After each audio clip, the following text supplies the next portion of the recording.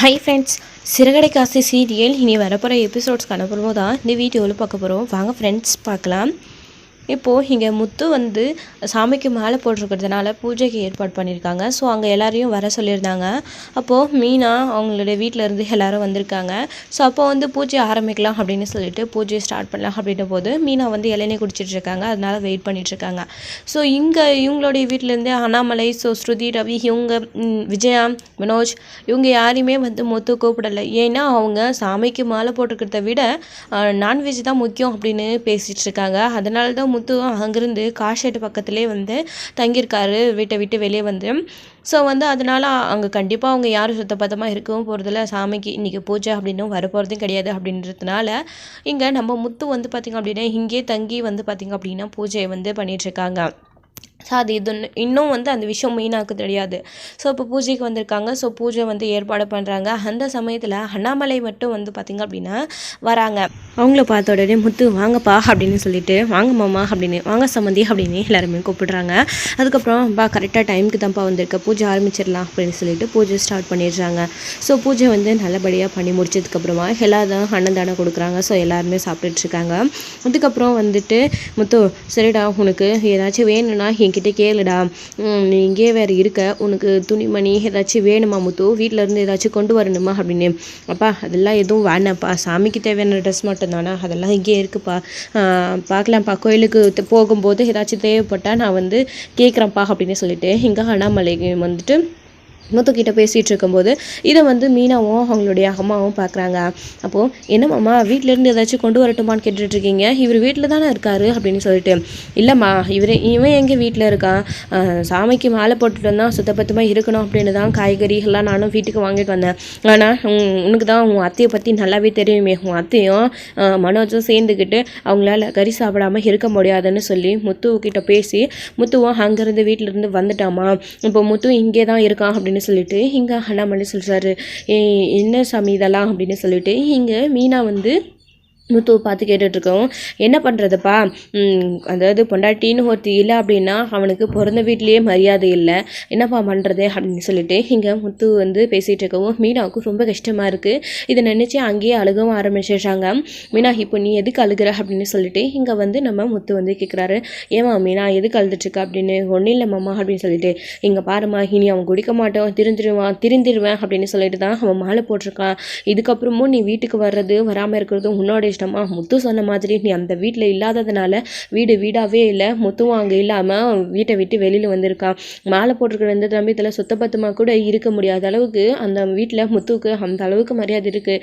நீயே பார்த்துக்கோ, இதை நான் தான் உனக்கு சொல்லி புரிய வைக்கணுன்றது இல்லை, முத்து வந்து இப்படி தான் இருக்கான் அப்படின்னு சொல்லிட்டு அண்ணாமலை சரி முத்து நான் போயிட்டு வரேன் அப்படின்னு சொல்லிட்டு சரிங்கப்பா அப்படின்னு சொல்லிட்டு அங்கேருந்து கிளம்பி அண்ணாமலையும் போயிடுறாரு. இப்போ மீனா வந்து பார்த்திங்க அப்படின்னா ரொம்ப கஷ்டப்பட்டுட்ருக்காங்க.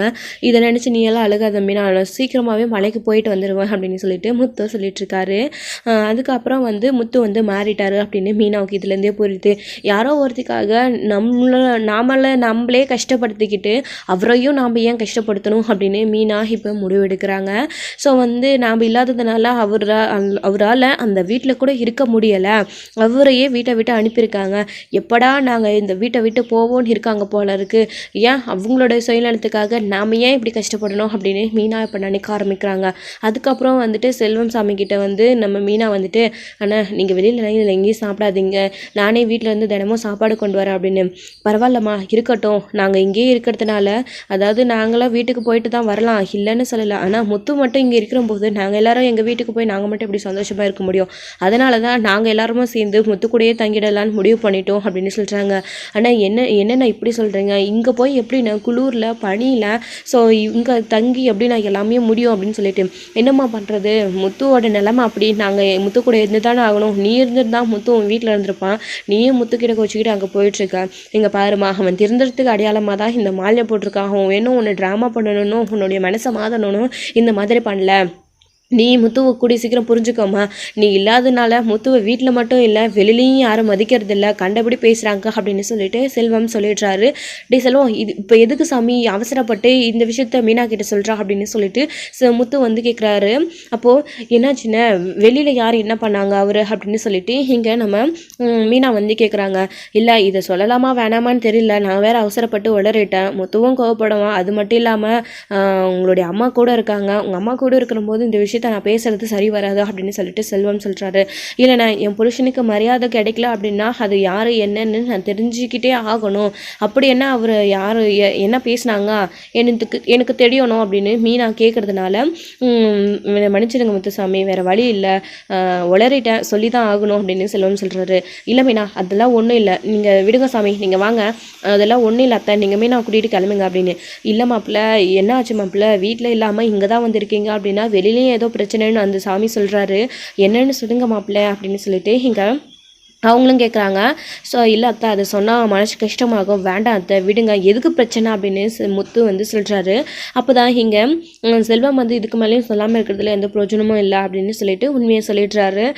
நீ வீட்டை விட்டு வெளியில் வந்ததுனால நாங்கள் இன்றைக்கி அப்படியே சவாரி முடிச்சுட்டு இளநீ குடிச்சிட்டு வரும்போது அதாவது அவருடைய ரெண்டாவது மாப்பிள்ளை இருக்காங்க இல்லையா அருண் அப்படின்னு சொல்லிட்டு, ஆமாண்ணா அவரால் என்ன, அவர் ஏதாச்சும் பிரச்சனை பண்ணாரா அப்படின்னு.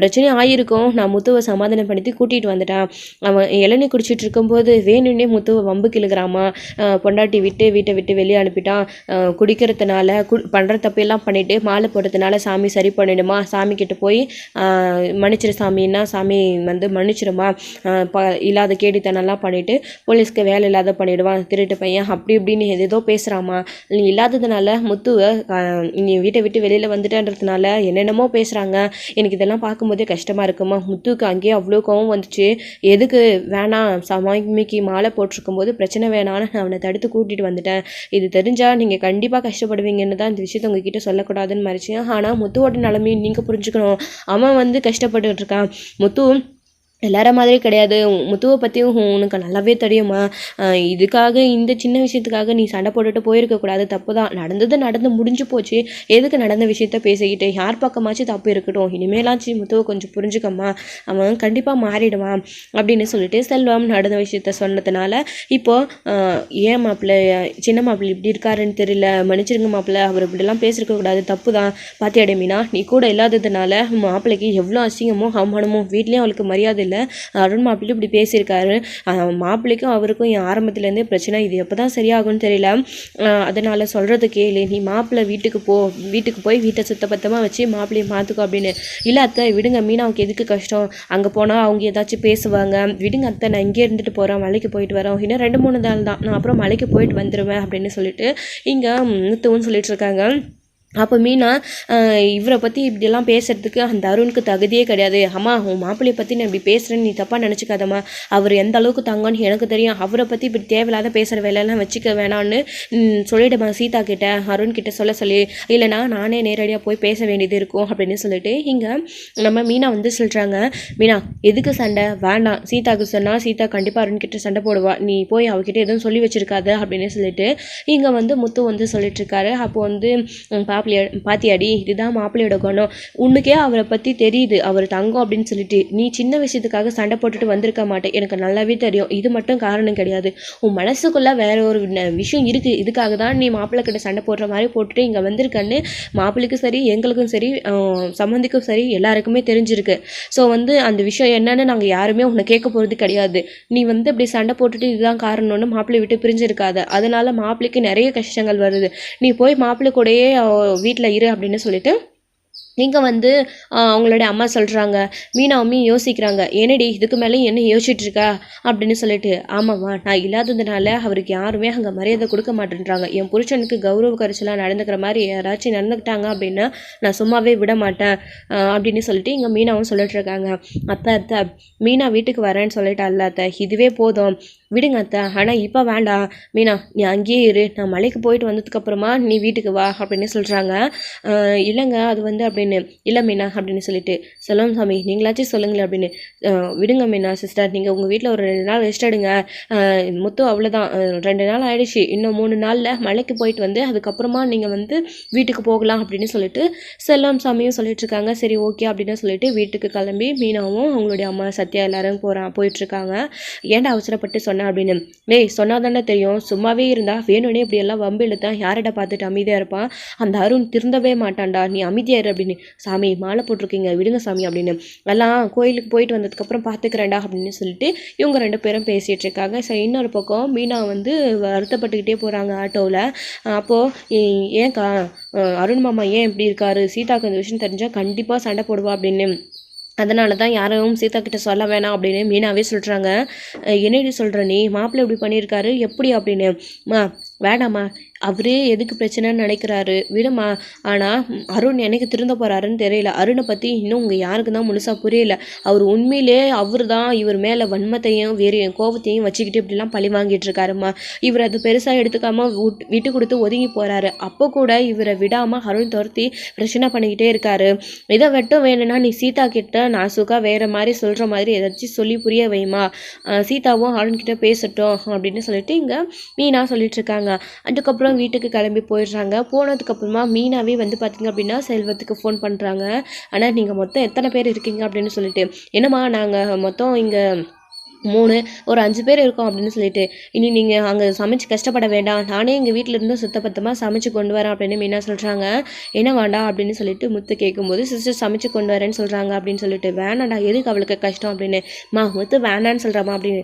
ஆனால் அதெல்லாம் ஒரு கஷ்டமும் இல்லை, நான் ஆல்ரெடி ஸ்டார்ட் பண்ணிட்டேன், நான் வந்து இன்னும் கொஞ்சம் நேரத்தில் கொண்டு வந்துடுவேன், நீங்கள் ரெஸ்ட் எடுங்கண்ணா அப்படின்னு சொல்லிட்டு மீனா ஃபோனை கட் பண்ணிவிட்டு அங்கே இருக்கிறவங்களுக்கு மட்டும் சுத்தபத்தமாக சமைச்சு மீனா வந்து பார்த்திங்க அப்படின்னா குளித்து முடிச்சுட்டு முத்து இப்படி மாலை போட்டிருக்காரு அப்படின்றதுனால மீனா முழுசாக முத்துக்காக கூட சேர்ந்து விரதம் இருக்காங்க. ஸோ அப்போ வந்து சமைச்சு கொண்டு போயிட்டு அவங்களுக்கு கொடுத்து சாமிங்கெல்லாம் சாப்பிட்டதுக்கப்புறமா மீனாமே வீட்டுக்கு கிளம்பி வராங்க. பத்திரமா போக சொல்லுங்க சாமி அப்படின்னு சொல்லிட்டு முத்து வந்து சொல்கிறாரு. அதான் பிரச்சனையெல்லாம் முடிஞ்சிருச்சுல்ல, இதுக்கப்புறம் நீயும் சிஸ்டரும் டேரெக்டாக பேசிக்கோங்க சாமி, என்ன நடுவில் இழுக்காதீங்க அப்படின்னு சொல்லிட்டு செல்வம் போயிடுறாரு. அதுக்கப்புறம் பார்த்து போங்க மீனா சாமி அப்படின்னு சொல்கிறாங்க. நாங்கள் பார்த்து போகிறது இருக்கட்டும், நீங்கள் பார்த்து ஜாக்கிரதையாக இருங்க, எதுவாக இருந்தாலும் ஃபோன் பண்ணுங்க அப்படின்னு மீனா சொல்லிட்டு அங்கிருந்து வீட்டுக்கு போகிறாங்க. இந்த ரோகிணியால் என் புருஷனுக்கு எல்லா இடத்துலையும் அவமானம் வேற வருது, இதுக்கு மேலேயே நான் பொறுமையாக இருக்க மாட்டேன், அவர் மலைக்கு போயிட்டு முதல் வேலையாக வீட்டுக்கு வரட்டும், அதுக்கப்புறம் எந்த பிரச்சனையாலும் வீட்டில் போய் சமாளிச்சுக்கலாம், முடிஞ்ச அளவுக்கு போராடி பார்க்குறேன், முடியல அப்படின்னா அதுக்கு மேலே நாண்டு மேலே பாரத்தை போட்டு விஷயத்த சொல்லிட வேண்டியதுதான் அப்படின்னு மீனா மனசுக்குள்ளே நினச்சிட்டு இருக்காங்க. ஸோ இதுக்கப்புறம் வந்து வீட்டுக்கு வந்து மீனா போகிறாங்க. போயிட்டு முத்துவை பற்றி தான் யோசிச்சுட்டு உட்காந்துட்டு இருக்காங்க. ஸோ அதெல்லாம் ஒரு பக்கம் இருக்க, இன்னொரு பக்கம் இங்கே இப்போ முத்துவும் இல்லை மீனாவும் இல்லை அப்படின்னு வீட்டில் எல்லாருமே சந்தோஷமாக இருக்க ஆரம்பிச்சிடுறாங்க. என்னதான் வந்து மீனாவும் முத்துவும் வீட்டில் இல்லை அப்படின்னு சந்தோஷமாக இருந்தாலும் இங்கே சாப்பிட்றதுக்கு விஜயா வந்து ரொம்ப இஷ்டப்படுறாங்க. ரோகிணிக்கு சுத்தமாக சமைக்கவே வரல. ஸோ ரோகிணி கூட சேர்ந்து விஜயாவும் சமைக்க ஆரம்பிக்கிறாங்க. ஸோ எத்தனை நாளைக்கு தான் பட்னியாகவே இருக்க முடியும் ரோகிணி சமைச்சு போடுற சாப்பாட்டை சாப்பிட்டுக்கிட்டு. அதனால் வேணும்னே வந்து நான்வெஜ்ஜாக சமைச்சிட்ருக்காங்க. சிக்கன், மட்டன், மீன் ஃப்ரை இதெல்லாம் வந்து வீட்டில் வந்து சமைச்சு சாப்பிட்டுட்ருக்காங்க. பிள்ளை மாலை போட்டிருக்கானேன்னு கொஞ்சம் கூட மனசாச்சே இல்லாமல் அவனை துரத்தி விட்டுட்டு இப்படி வந்து சாப்பிட்டுக்கிட்டு இருக்கீங்களே, மனசளவுலையாச்சு என்றைக்கோ ஒரு நாள் சாப்பிட்டுக்கிட்டு அமைதியாக இருப்பீங்க அப்படின்னு பார்த்தா தினம் இப்படி சாப்பிட்டுட்டு ஏன் விஜய் அப்படி பண்ணிகிட்டு இருக்க, முத்து மேலே உனக்கு கொஞ்சம் கூட பாசமே இல்லை, நீ என்னைக்கு தான் மாற போகிறேன்னு தெரியல அப்படின்னு பேசிகிட்டு இருக்காங்க. இவருக்கு இதே வேலை எப்பயுமே அப்படின்னு சொல்லிட்டு விஜயா வந்து அண்ணாமலை பற்றி அப்படி பேசிகிட்டு இருக்காங்க. அப்போ தான் நம்ம பார்வதி வந்துட்டு வீட்டுக்கு வராங்க. என்ன பார்வதி வாசனை திருமணம் வரைக்கும் வருது அப்படின்னு சொல்லிட்டு, ஆமாம் வா கரெக்ட் டைமுக்கு தான் வந்திருக்கா அப்படின்னு. வாங்க ஆண்டி அப்படின்னு சொல்லிட்டு, என்னம்மா ரோகிணி நல்லா இருக்கே அப்படின்னு. என்ன மாமியாலும் மருமகளும் சேர்ந்து சமைக்க ஆரம்பிச்சிட்டிங்க இதே அப்பத்துலேருந்து அப்படின்னு. ஆமாம், அவள் இந்த வீட்டில் வேலை செய்கிறவ வீட்டை விட்டு போயிட்டா, வேற என்ன பண்ண முடியும், நாங்கள் தானே சமைச்சாகணும் அப்படின்னு. இங்கே பாரு விஜயா, அவள் உன்னுடைய மருமக இப்படியெல்லாம் மீனாவை பேசுகிறத நிறுத்து அப்படின்னு. ஆமாம், அவளை பற்றி பேசுனா எங்கேருந்து தான் அவளுக்கெல்லாம் சப்போர்ட்டுக்கு ஆள் வரீங்களோ தெரியல அப்படின்ற மாதிரி விஜயா பேசிகிட்டு இருக்காங்க. அதுக்கப்புறம் எங்கே முத்துவான காணோம் அப்படின்னு அவங்க சாமிக்கு மாலை போட்டிருக்கிறதுனால வீட்டுக்கு வரல ஆண்டி, அவங்க வெளியிலே இருக்காங்க அப்படின்னு சொல்லிட்டு இங்கே நம்ம ரோகிணி வந்து சொல்கிறாங்க, என்ன விஜய் இதெல்லாம் அப்போ முத்து மாலை போட்டிருக்கான், நீங்கள் வீட்டில் எப்படி சமைச்சிட்ருக்கீங்க, இது தப்பாக தோணலையா, சாமி குத்தம் ஆகிடாதா அப்படின்னு. அவன் மாலை போட்டுட்டு வந்தால் நாங்கள் என்ன பண்ண முடியும், அது மட்டும் இல்லாமல் எங்களால் நான்வெஜ்லாம் சாப்பிடாம இருக்க முடியாது, அதான் அவன் வெளியில் போகிறேன்னு சொல்லிட்டான், நாங்கள் இங்கே சமைச்சு சாப்பிட்டுட்ருக்கோம் அப்படின்னு. இதெல்லாம் ரொம்ப ஓவர் விஜயா, முத்து மாலை போட்டிருக்கேன் இப்போ கூட இப்படி பண்ணிகிட்ருக்க அப்படின்னு சொல்லிட்டு பார்வதியும் சொல்லிட்டு இருக்காங்க. அவனை பற்றி இப்போ நல்ல புராணம் பாரத்துக்கு தான் நீங்கள் வந்தியா, அந்த பூ கட்டுறவுலையும் அவனை பற்றி பாரு சமைச்சு வச்சுருக்கேன் சாப்பிட்டுட்டு போ அப்படின்னு. நீ வேணாம்மா இப்படி இருக்கலாம், ஆனால் என்னால் எப்படி இருக்க முடியாது, முத்து மாலை போட்டுக்கிட்டே நீங்கள் இப்படிலாம் பண்ணிகிட்ருக்கீங்க, ஆனால் என்னால் இப்படிலாம் பண்ண முடியாது, என்னதான் இருந்தாலும் முத்துவும் எனக்கு ஒரு பிள்ளை தான், நான் வரேன், எனக்கு வேணாம் நீயே சாப்பிட்டு அப்படின்னு. எதுக்கு வந்த உன் பாட்டுக்கு அவங்கள பற்றி பேசினது இப்படி கோச்சிக்கிட்டு போகிற அப்படின்னு. ஒன்றும் இல்லை சும்மா தான் உன்னை பார்த்துட்டு போகலான்னு வந்தேன், இன்றைக்கி யோகா கிளாஸுக்கும் வரல, லீவ் விட்டுட்டேன், உன்னை பார்க்காம இருக்க முடியல அதான் வந்தேன் அப்படின்னு. ஏன் வீடியோ எடுக்கிறன்ற பேரில் அந்த சிவன் கூட எப்போ பார்த்தாலும் கூத்து அடிச்சுட்டு இருப்பையா, அவர் வரலையா அப்படின்னு. உங்கள் பாரு விஜயா, அவரை பற்றி தப்பாக பேசாத, நாங்கள் வந்து கேஷுவலாக தான் ஃப்ரெண்ட்லியாக தான் பழகிட்டுருக்கோம், நீ ஏன் தப்பான கேரக்டரில் புரிஞ்சுக்கிட்டு தேவையில்லாமல் பிரச்சனையை உண்டு பண்ணிகிட்ருக்க, அதை சரியா அப்படின்னு சொல்லிட்டு பார்வதே சொல்கிறாங்க. சரி சாப்பிட்டுட்டு போவா அப்படின்னு சொல்லிட்டு, இல்லை வேணாம் நான் வீட்டுக்கே போய் புளி சோதவே சாப்பிட்டுக்கிறேன் அப்படின்னு சொல்லிட்டு அங்கேருந்து வந்து பார்வதி கிளம்பி போயிடுறாங்க. என்னது இந்த முத்துக்கும் மீனாவுக்கும் எங்கேருந்து தான் சப்போர்ட்டுக்கும் உண்மையாக பேசுகிறதுக்கும் ஆளுங்க வராங்கன்னே தெரியல அப்படின்னு சொல்லிட்டு ரோகிணி வேறு மனசுக்குள்ள நினச்சிட்டு இருக்காங்க. ரோகிணி என்ன பார்த்துட்ருக்க, அவள் போனால் போகட்டும் விடு, நீ எல்லாம் எடுத்து வை நம்ம சாப்பிடலாம், மனோஜ் ஷோரூமில் வந்துருவா, அவரும் வந்துடுவார், நம்ம எல்லாம் சாப்பிட்லாம் அப்படின்னு சொல்லிட்டு அதுக்கப்புறம் ஸ்ருதியும் ரவியுமே வராங்க. என்ன இது வெறும் நான்வெஜ் ஸ்மெல்லாம் வருது அப்படின்னு ஸ்ருதி வந்து பார்க்குறாங்க. நான்வெஜ் சமைச்சு வச்சுருக்காங்க. ஏன்னா ஆண்டி இவ்வளோவும் தெரிஞ்சதுக்கப்புறமும் அங்கிள் பிரச்சனை பண்ணதுக்கப்புறமும் முத்து மாலை போட்டிருக்கான்னு தெரிஞ்சோ அவரை வீட்டை விட்டு அனுப்பிட்டு இப்படி நான்வெஜ் சமைச்சிட்ருக்கீங்க அப்படின்னு சொல்லிட்டு ஸ்ருதி வந்து பேசிகிட்டு இருக்காங்க. இங்கே பாருமா ஸ்ருதி, தேவையில்லாமல் உனக்கு எனக்கு வாக்குவாதம் வேணாம், சமைச்சு வச்சுருக்கேன் நீ சாப்பிட்றியா சொல்லு அப்படின்னு. இல்லை ஆண்டி எனக்கு வேண்டாம், நான் ரெஸ்டாரண்ட்லேயே லெமன் ரைஸ் சாப்பிட்டுட்டு வந்தாச்சு அப்படின்னு சொல்லிட்டு. ரவி இங்கே பாரு உனக்கும் கர்ட் ரைஸ் கட்டிட்டு வந்திருக்கேன் சாப்பிடு அப்படின்னு சொல்லிட்டு இருக்காங்க. டே ரவி உனக்கு கூட வேணாவோ அப்படின்னு. இல்லைம்மா உங்களை மாதிரி என்னால் இருக்க முடியாது, நான் கர்ட் ரைஸே சாப்பிட்டுக்கிறேன் அப்படின்னு ரவியும் சொல்லிட்டு இருக்காரு. ஸோ வந்து அடுத்த நாள் வந்து பார்த்திங்க அப்படின்னா மீனா வந்துட்டு ஸோ இங்கே வந்து வீட்டுக்கு வராரு. மீனாவுக்கு ட்ரெஸ்ஸு வந்து கொஞ்சம் இங்கே விட்டுட்டு போயிருக்க மாதிரி இருக்குது. ஸோ அது வந்து எடுத்துகிட்டு பார்க்கறதுக்காக வந்தாங்க. வரமாட்டேன்னு சொல்லிட்டு போன மகாராணி திரும்பவும் எதுக்காக வந்திருக்காங்க அப்படின்னு சொல்லிட்டு, என் புருஷனை மாலை போட்டிருக்காங்கன்னு பார்க்காம வீட்டை விட்டு வெளியே அனுப்பிட்டு இப்படி எல்லாருமா நான்வெஜ் சமைச்சு சாப்பிட்டுருக்கீங்களா, உங்களுக்கெல்லாம் கொஞ்சம் கூட மனசாட்சின்றதே இல்லையா அத்தை அப்படின்னு ரோகிணியை பார்த்து கேள்வி கேட்குறாங்க மீனா. அப்போது ரோகிணிக்கு என்ன பதில் சொல்கிறதுனே தெரியல. ஆண்டிக்கு சாப்பிடணும் போல இருந்துச்சு அதான் சாப்பிட்றாங்க மீனா அப்படின்னு. நீ பேசாத, நீ வாங்கி தந்து பேசவே பேசாதடி அப்படின்னு சொல்லிடுறாங்க. அதுக்கப்புறம் துணியை எடுத்துக்கிட்டு ரோகிணி அதாவது மீனா வந்து முறைச்சி பார்த்துக்கிட்டு, நான் வரவே மாட்டேன் நல்லா நினைக்காதீங்க, அவர் கோயிலுக்கு போயிட்டு வரட்டும் அதுக்கப்புறம் வந்து பார்த்துக்கிறேன் அப்படின்னு சொல்லிட்டு. என்ன இவ இப்படி சொல்கிறா, ஏண்டி நீ தான் ரோஷமாக கிளம்பி போகிற, என்ன திரும்பவும் வரேன்னு சொல்கிற, என்ன அத்தை நான் போயிட்டா நிம்மதியாக இருக்கலான்னு பார்க்குறீங்களா, அது நடக்காத அத்தை, அவர் தான் தெரிஞ்சதுக்கு அடையாளமாக மாலை போட்டுட்டு வந்திருக்காருல்ல அப்படின்னு சொல்லிட்டு. அவனை நம்பியெல்லாம் திரும்பவும் வீட்டுக்கு வராத, அவன் குடிச்சிட்டு தான் வருவான், திரும்பவும் உன்னை வர வைக்கிறதுக்காகவும் அவன் பண்ணுறது தாமா அப்படின்னு சொல்கிறாங்க. அத்தை பெத்த பள்ளி நீங்கள் நம்பாமல் இருக்கிற மாதிரி என்னால் நம்பாமல் இருக்க முடியாது, அவர் உண்மையிலே மாறி தான் மாலை போட்டிருக்காரு, எனக்கு அவரை பற்றி தெரியும் அப்படின்னு சொல்லிட்டு மீனா நான் கூட சீக்கிரம் இந்த வீட்டுக்கு வரதான் போகிறேன் அப்படின்னு சொல்லிட்டு திரும்பவும் போகிறாங்க. அப்போ அண்ணாமலை கீழே வராரு. கீழே பார்த்துட்டு என்னம்மா மீனா வந்ததும் கிளம்புறேன் அப்படின்னு. இல்லைம்மாம்மா சும்மா தான் வந்தேன், துணி கொஞ்சம் எடுக்க வேண்டியது இருந்துச்சு அதுக்காக தான், அது மட்டும் இல்லாமல் அவரோட ட்ரெஸ்ஸும் கொஞ்சம் தேவைப்பட்டுச்சு மாமா அதுக்காக தான் வந்தேன், அவர் கோயிலுக்கு போயிட்டு வந்ததுக்கப்புறமா நான் வீட்டுக்கு வரேன் மாமா, ஆனால் அத்தை ஏன் இப்படி பண்ணுறாங்க மாமா அப்படின்னு மீனா கேட்குறாங்க. அவளை பற்றி உனக்கு தெரியாதாம்மா அப்படின்னு. சரி மாமா நான் வரேன் பார்த்துக்கோங்க அப்படின்னு சொல்லிட்டு மீனா வந்து அங்கேருந்து கிளம்பி போயிடுறாங்க. அதுக்கப்புறம் வீட்டுக்கு போனதுக்கப்புறமா மீனா வந்துட்டு அம்மா அவர் கோயிலுக்கு போயிட்டு வந்ததும் நான் வீட்டுக்கு கிளம்புறேன் அப்படின்னு சொல்லிட்டுருக்காங்க. உன் வீட்டுக்கு போகிறதுக்கு நீ எதுக்கு எனக்கு பர்மிஷன் கேட்கணும், தாராளமாக நீ போய் மாப்பிள்ளையோட சந்தோஷமாக சேர்ந்து வாழு, அதுதானே எங்களுக்கும் வேணும் அப்படின்னு அவங்களுடைய அம்மா வந்து சொல்லிட்டுருக்காங்க. அதுக்கப்புறம் இந்த ரோகிணிக்கு வந்து வயிற்றில் புளிய கரைக்குது. என்ன இவன் போனவளாவே இருப்பா அப்படின்னு பார்த்தா போய் 2 நாளில் திரும்பவும் வரேன்னு சொல்லிட்டுருக்காளே, இப்போ என்ன பண்ணுறது, இல்லை மீனாவை வீட்டுக்கு வர விடக்கூடாது, இதுக்கு ஏதாச்சும் ஒன்று பண்ணணும் அப்படின்னு ரோகிணி நினச்சிட்டு இருக்காங்க. நிரந்தரமாக மீனா அங்கேயே இருக்கிற மாதிரி ஏதாச்சும் ஒரு விஷயம் பண்ணணும் அப்படின்னு நினச்சிட்டு இருக்காங்க. ஸோ இதோட இந்த எபிசோட் வந்து முடிச்சிருக்காங்க. அடுத்தடுத்த எபிசோடில் என்ன நடக்க போகுது, மீனா வந்து திரும்பவும் இந்த வீட்டுக்கு வர போகிறாங்களா, இல்லை ரோகிணி மனசுக்குள்ளே நினச்சிட்டு இருக்க மாதிரி மீனாவை இங்கே வரவிடாமல் தடுக்க போகிறாங்களா, ஸோ என்ன நடக்க போகுது அப்படின்றதெல்லாம் வெயிட் பண்ணி நெக்ஸ்ட் வீடியோவில் பார்க்கலாம். Please thank you. இந்த வீடியோ உங்களுக்கு பிடிச்சிருந்தா லைக் பண்ணுங்கள், ஷேர் பண்ணுங்கள், கமெண்ட் பண்ணுங்கள், மறக்காமல் பெல் ஐக்கானை கிளிக் பண்ணி வச்சுக்கோங்க.